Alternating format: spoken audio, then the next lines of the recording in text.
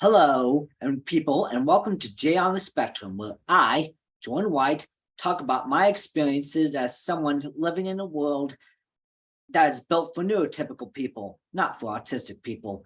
Well, I have my autism shirt, autism shirt right there, ready to show off my pride. And let me just tell you, one of the things that was really, really crucial in my early childhood development with this mental ability or disability or superpower was Thomas the Tank Engine.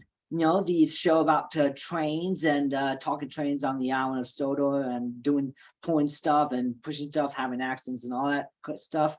Well, that show was not made in the US, but in the UK. You know, it just appeared in the US when Shiny Time Station first popped up. I mean, I'm really old school. I'm the kind of guy who loves Thomas the Tank Engine to a T, because that faces really helped me understand emotions. Well, today we have our first international guest, and this person is someone who actually worked on the original show, which is not stop motion like anyone thinks. It's just one big miniature special effect.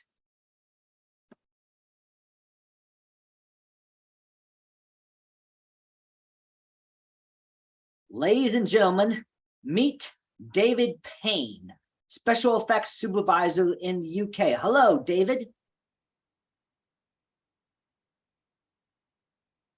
Hi there. David, can you hear me? Yeah, just about. Okay. Turn you up a bit. Okay, so David worked on the first 2 seasons of Thomas the Tank Engine, a show that was crucial for my early childhood development with this condition. I have autism, high functioning, very high functioning. And it really helped me understand the emotions, because the faces say Thomas was sad, Edward was sad, James was angry, and all that stuff. It just focused on the face, and I memorized what the face looks like. And my absolute favorite was like that, like, you know, he's so shocked, like that. I actually made that face one time when I got thrown into a creek and I just came out. Oh, it was so cold, man. Well, David works in special effects, but not computers like you would think. He specializes in tangible illusions, which means that he's almost like the magician with a sleight of hand. He built the model trains for the old show.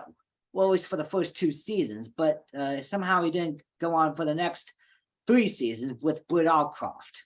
Now, you could tell me a little more about what the heck's going on, because to me, I'm a big fan of Thomas the Tank Engine. All of my Thomas stuff is is in the attic. Right. Well, the reason we didn't carry on with any more series is the first series of Thomas the Tank Engine. I was working for a company called Clearwater Films. Clearwater Films were the company that made the first series of Thomas. Clearwater Films were probably the biggest sort of stop frame animation and live action special effects company in the UK, working on commercials. At that time, they were the sort of the best company. They had their own studios, their own cameras, their own everything. When the second series of Thomas the Tank Engine came along, Clearwater Films ceased to be, and David Mitton took the project on from Clearwater and started working from Shepperton Studios. And they had so that the second series was made at Shepperton Studios, whereas the first series was made in Clearwater Studios in Battersea. The second series, at that time, I then had a company called Pennycott, Payne and Lilly, and we made the first series as a second series of trains for David Mitton, effectively. After that, they decided they wanted to have their own workshop, and I had my own company doing lots of, we were doing hundreds and hundreds of commercials a year. And that's where my specialism was for many years. And so we weren't interested in doing any more Thomas because we didn't want to work for just Thomas. We had all these other commercials coming in. So that's why we didn't continue.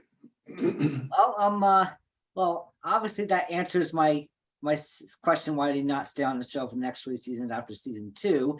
Of course, you were integral in creating just only eye movements on the engines, and then not just make them like puppet faces with flapping mouths. No, what happened with the first series was that someone had made the trains, made Thomas and Gordon, and they tried to shoot the pilot. I got the job of tagging on the eyes into those 2 trains at that point, which the guy who designed them hadn't left any space or anything for them.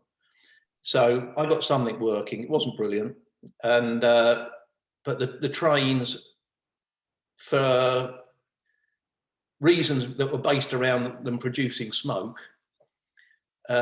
failed all the time. They had to give up on shooting the pilot.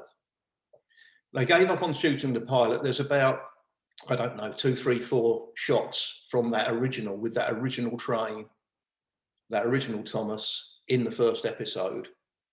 And you can tell them, if you want to see those shots, if you look for a train that has 2 little sort of skis right under the back, right onto the track at the back of the train, on the back corners of the train.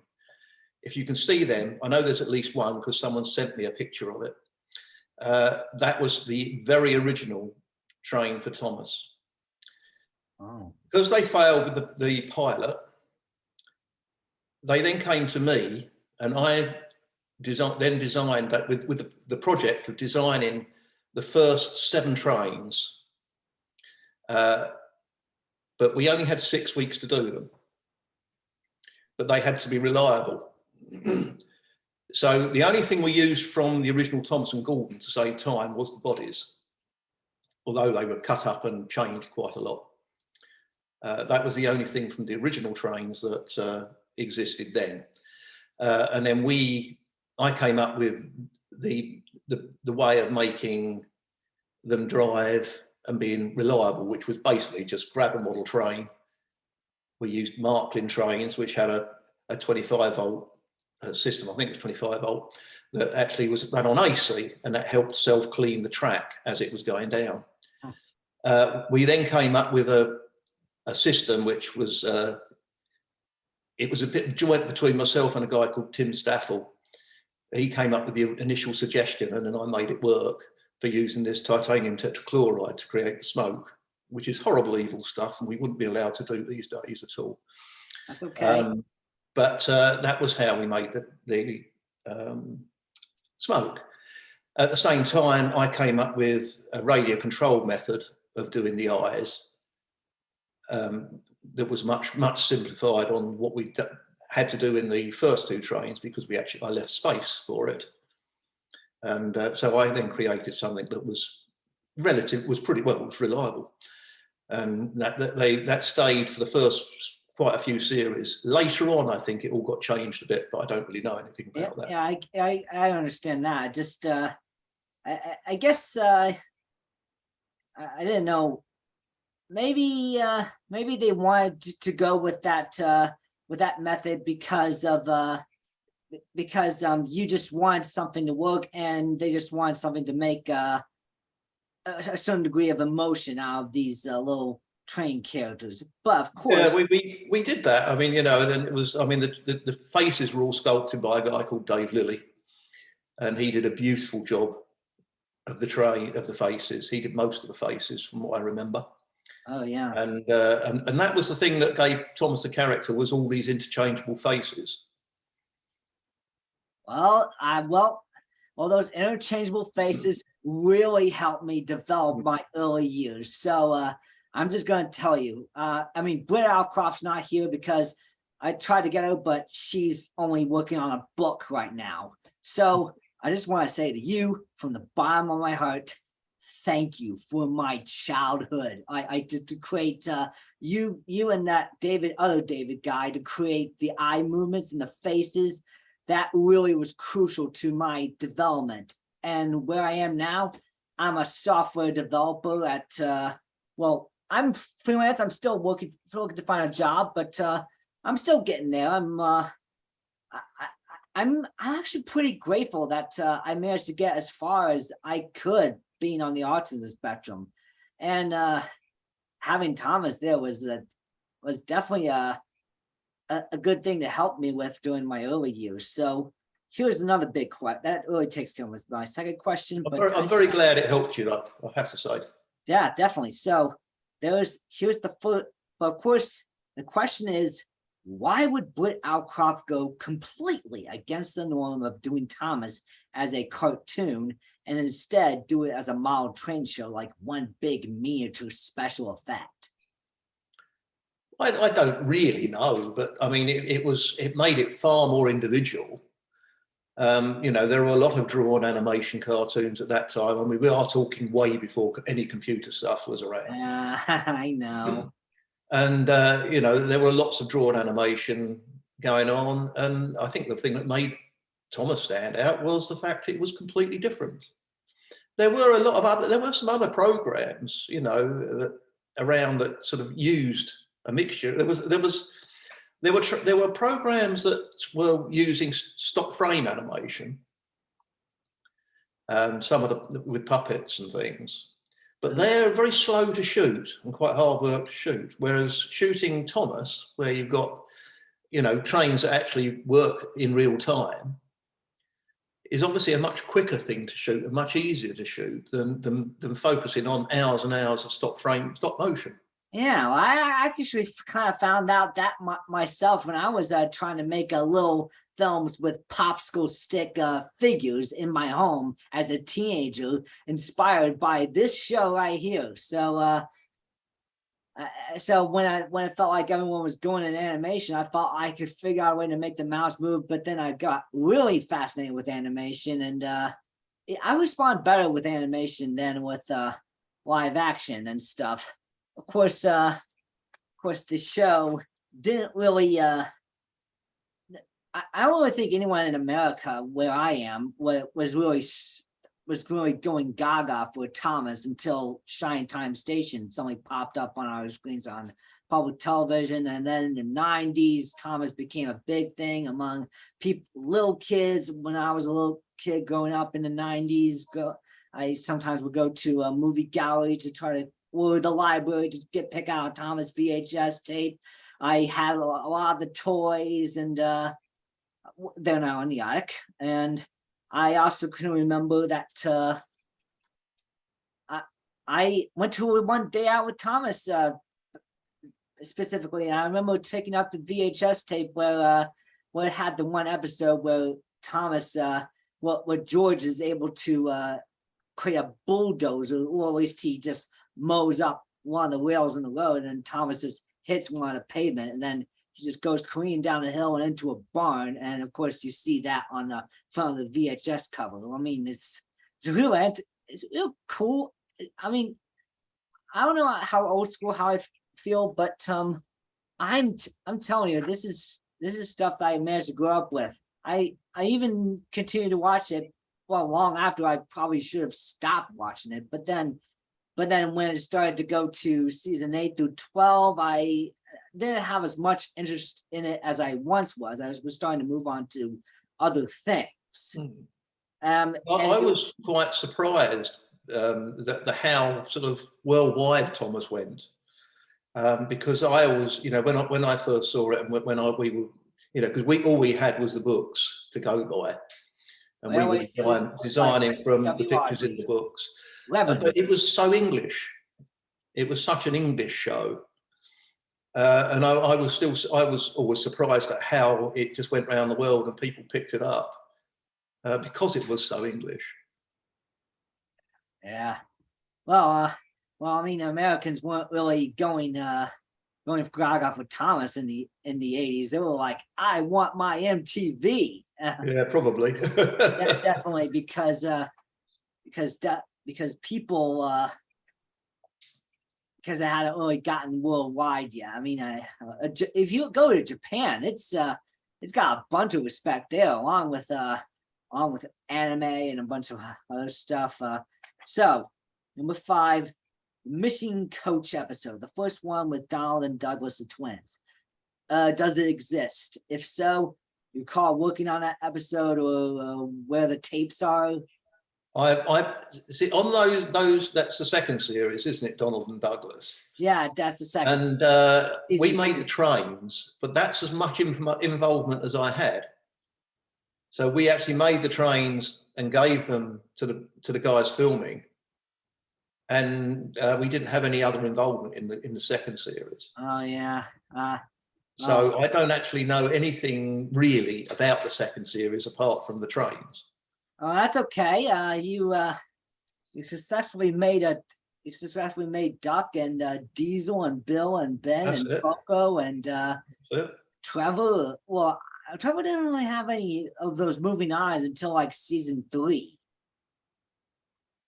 I can't remember. Trevor, which was Trevor? Trevor was what? Which Trevor character? was a traction engine. The traction engine. Yeah, we didn't make the traction engine. You didn't? No, we only made the trains.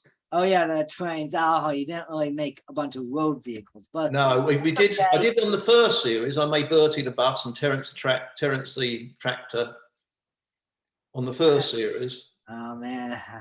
But they didn't have any moving eyes. Crazy how I still know all those names, but have a hard time knowing every single name of the ball players in a certain baseball game, except for the team I really follow. That's pretty amazing that we covered. Well, now on to the third question I have on the sheet. Do you even know about the impact the show has had on the crucial early development for many autistic people, such as myself? I didn't know about that, but I can see that it could, and I can see that, I mean, anything that's quite as iconic as Thomas and quite as visual as Thomas has probably caught the imaginations of people with all sorts of problems, and has made things easier for lots and lots of people, whether it's autistic, whether it's, I don't know, even with physical disabilities and things, maybe, I don't know, but and just people who want to feel good. Definitely do want to feel good. Well, I mean, we definitely covered a lot of. But I really like your analogy about the facial expressions. Definitely. And that's something I had never ever thought of. That's a completely new piece of information to me. I'd never thought that, thought how that could help someone, and it's, when you say it, it's sort of almost very obvious. Definitely. I'm you were both happy, you're happy, and despite the tough time that your country's going through, you still seem to be happy. Well, I know how tough of a time your country is going through. First off, cost of living crisis, the little electricity issues because of Russia being bad news. And, you got lots of things. And the sad parting of your beloved queen. Long live the king. I'm sorry. Yes, it's we had the funeral today, and we watched it, and it was a very, very British thing, a very grand thing, and and everybody's sort of seen that, and hopefully that makes everybody feel a bit better, and we're going to move on. Yeah. Okay. So the final question on this sheet: what are you doing these days? Insurance commercials, or building stuff for insurance commercials? Because where I come from, every third commercial is like an insurance commercial, whether it's Liberty Mutual, Allstate, State Farm, Progressive with Flo, Geico, Gecko, and in these days I'm semi-retired, so I do a little bit of work. I went from commercials. I mean, I've been involved in something in the region of 4,000 TV commercials, 4,000 TV commercials. I've been involved in, yeah, not done everything on, but involved in about 4,000 TV commercials. Oh, wow. But then I went on to doing feature films, and and I did quite a few feature films, and and decided that I got to a point in my life when I wanted to do other things, and I wanted to have my life back, because once you work on something very big, you're on that for 6 months of your life, and there's nothing you can do about that. You don't really do very much for that 6 months. Yeah, because So I was getting older, and I decided I wanted to do stuff. So I sort of went to this sort of semi-retired thing where I do a few little TV commercials. I do various design thing. I'm working on a big art installation at the moment, and just do things that keep me interested. And my big passion in life these days is ice dancing. Ice dancing. Oh, Yeah. Ice skating. And I'm training with dancing with partners and things like that. So that's Dancing with the Stars. no. I'm in training at the moment for the British Championships. Oh, nice. That's It sounds a it, but I'm not going to go very high up the British Championships. I know. Oh, well, that's definitely but that's here. So life moves on. Well, I'm I definitely understand how you would feel about going into a semi-retired thing. I'm not sure if every TV commercial you ever do is like insurance commercials like we have here in the United States. Not too many insurance commercials. The heyday of TV ads, though. I mean, we did some fabulous ads. Years and years ago, when ads were really big budget things. Okay. There were some stunning ads we've done. And I've done ones for America as well as every other country. Yeah, America. All around the world. Well, that's obviously where I come from, the America. And yeah. I don't really think, you shouldn't really think the wrong way when I say I'm a software developer, because I'm not really the kind of guy who knows everything about doing CG and stuff, but I don't mind. I don't mind how you're able to create a couple of things that complement CG in some of today's commercials. With most things you would do these days, films or whatever, is physical special effects, real special effects, are all, a lot of the time are enhanced or played around with in post. And it might be CG, it may just be cleaning things up and taking wires out or taking bits of rig out. Yeah, wire removal. Whereas, when I started, you couldn't do any of that. I know, because I know plenty about that. It's pretty much how ILM started back when they were creating Star Wars. That's correct. Yeah. Well, and all that motion control stuff with all the spaceships and everything else they did.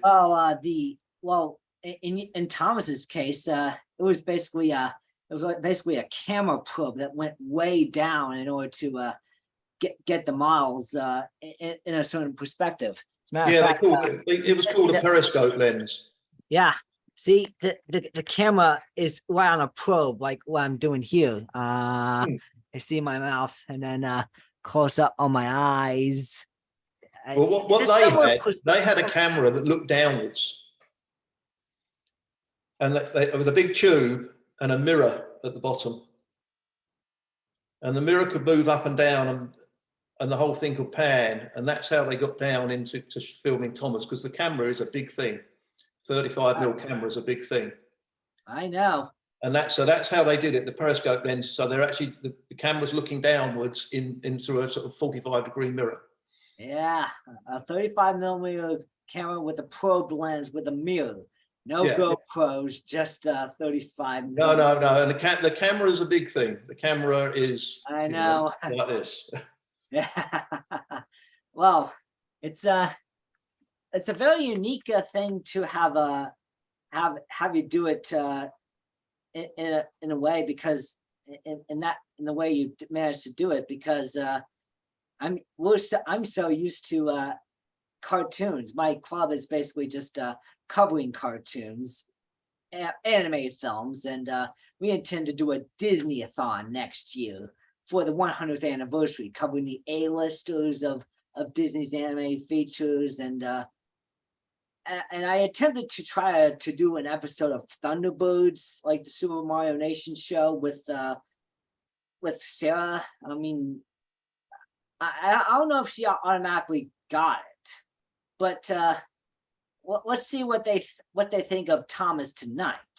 Of course, for more of my American pals, the closest thing we really got to Thunderbirds is Team America World Police, from the South Park guys. Yeah, I don't know about that one. That's okay, because that's purely American. And we seem to enjoy a lot of stuff from your country as well as Japan. What popular exports? Thomas is a big popular export. But then again, then them suddenly going to CG and then all of a sudden going to 2D. That got me thinking, why can't Disney go back to 2D animation? I was like, okay, I don't know. I mean, it makes you think. But then they have a autistic character like me named Bruno on the new show, and I'm like, we don't talk about Bruno, whoa, whoa, whoa. We don't talk about Bruno. Yeah, it's a song from Encanto. The Disney movie that came out last year. I don't watch a lot of new Disney movies either, I have to say. well, that's okay, because I mean, I'm familiar with the classics, but I'm waiting for that moment where we can create a new classic. And sometimes I even got a tour of the studio earlier this year in Burbank, California, which is pretty spectacular. Oh, fantastic. Yeah, definitely. So thank you so much for You're very welcome. Day on the Spectrum, and I'll probably see you again sometime, or at least see what we can muster up in terms of guests that I can feature on Jay on the Spectrum to talk about their unique experiences, because I have a lot of interests besides just animation. Well, I wish you lots of luck in everything you're doing. Okay. Lots I and lots of wish you luck too, man. Okay then. But you were useful. Yeah. Bye. Bye.